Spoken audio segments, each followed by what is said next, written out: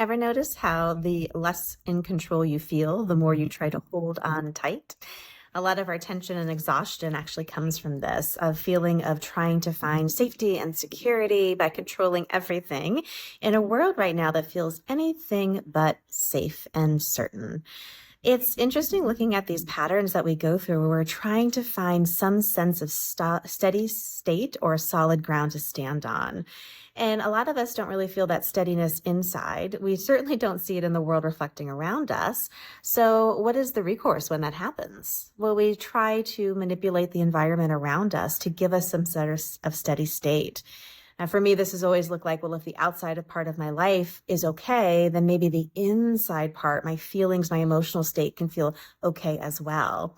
Again, trying to find some steady ground when the outside world really doesn't seem to be supporting that, which I think we're all feeling right now with everything going on.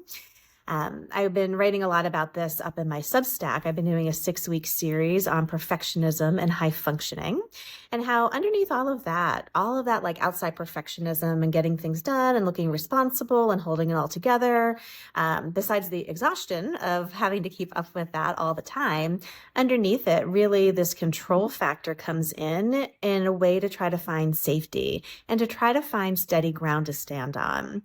I was talking to my parents about this last night, and it was fascinating hearing from people in their senior years versus me kind of midlife and, looking back over my history on different stages when I was younger, how different parts of your life kind of create an unsteadiness as we're growing and evolving and hitting a new chapter, and how this old pattern can start to kick back in where we're really, really trying to find something steady to hold on to and some sort of feeling of control when we don't really feel like we have any control at all.